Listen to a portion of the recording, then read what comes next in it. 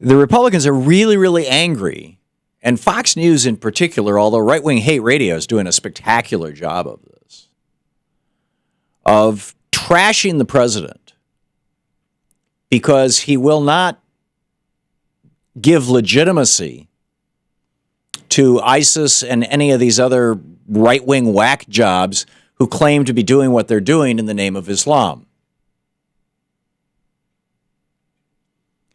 This is, very wise on the part of Obama. And by the way, this was the policy that George W. Bush took as well. He said, we're not going to kill our way to victory, which was what the State Department spokeswoman said a day before yesterday.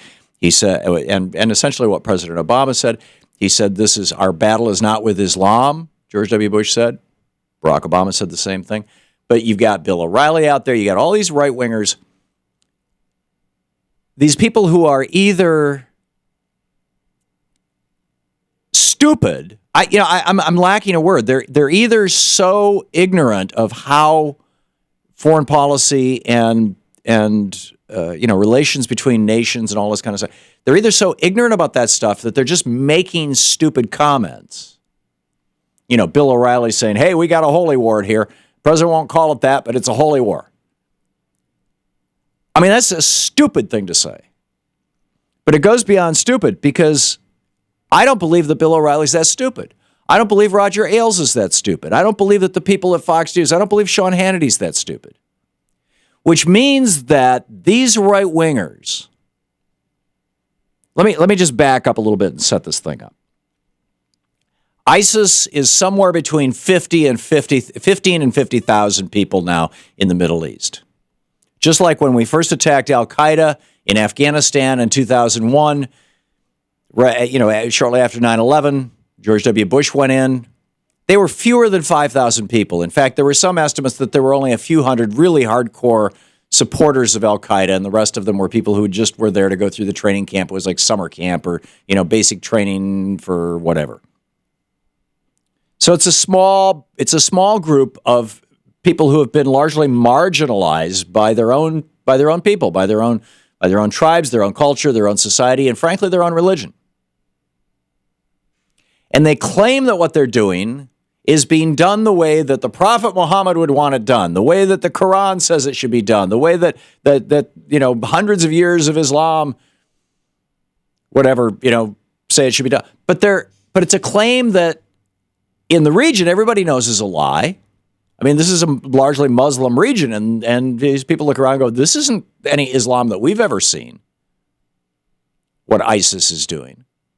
I mean, even Saudi Arabia, the most hard right of all the right-wing dictatorships in the Middle East that is an officially Muslim state, doesn't, put people in cages and set them on fire with gasoline. They do behead people, but they give them due process first. I mean, we essentially do the same thing in the United States. We have a death penalty here as well, but it's a state-administered death penalty. Now, ISIS would argue, hey, we're a state, and we're doing the Islamic thing. And the President of the United States, President Obama, gets this, and he says, no, you are not a state, A, and you are not Muslim. And I'm not going to legitimize you guys, ISIS, we're not going to make you seem legitimate by calling you Muslims. And then all the Sturm und Drang comes. So the question, if the guys on the right know that by calling the Islamic State Muslim fundamentalists, Muslim terrorists, if they know that calling them that gives them exactly what they want and increases their legitimacy, not just there, but all around the world, increases the probability that some young person someplace is going to say, oh, yeah, I'm a Muslim too. I guess I'll go join ISIS because, Bill O'Reilly, Sean Hannity, John McCain, these guys all say that ISIS is Muslim. So if you're going to be a good Muslim, you must join ISIS. Right? Either these guys on the right, on the hard right in the United States, are so stupid that they don't understand this simple dynamic, which I think is extremely unlikely, or they are so motivated by malice and hatred of President Barack Obama that they are willing to damage their own country by going out and saying this kind of stuff. And I mean, here's what you really want to know: where this is coming from, what's going on. Consider this.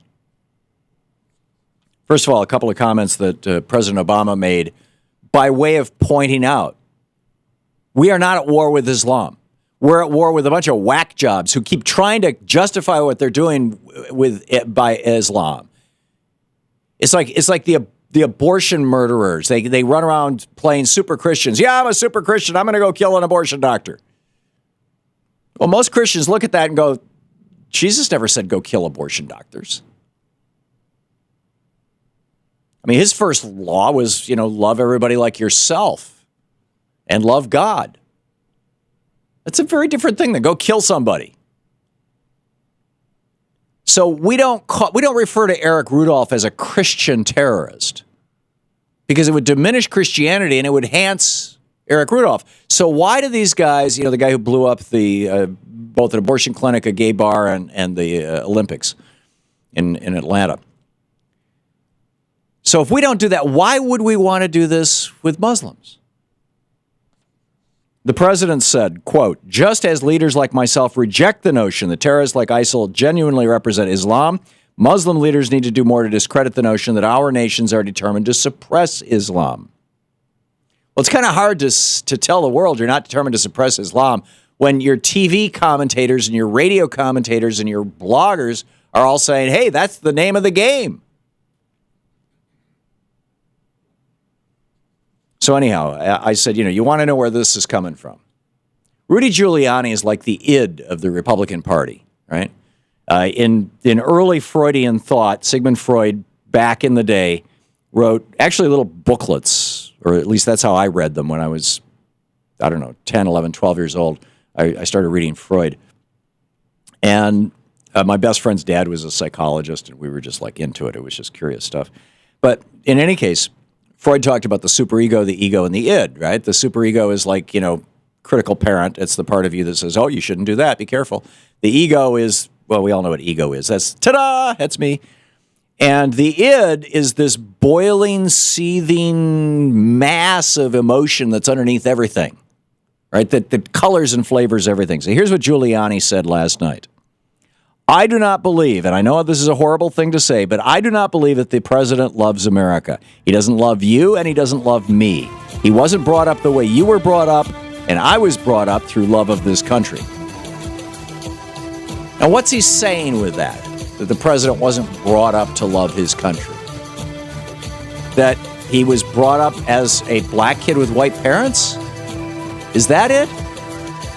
That he was brought up, that he lived in another country for a couple of, it's like, this is just pure hatred. This is the Thom Hartmann Program. And these guys are willing to start World War III. They're willing to help these terrorists just because they hate the president. That's how bizarre the Republican Party has gotten.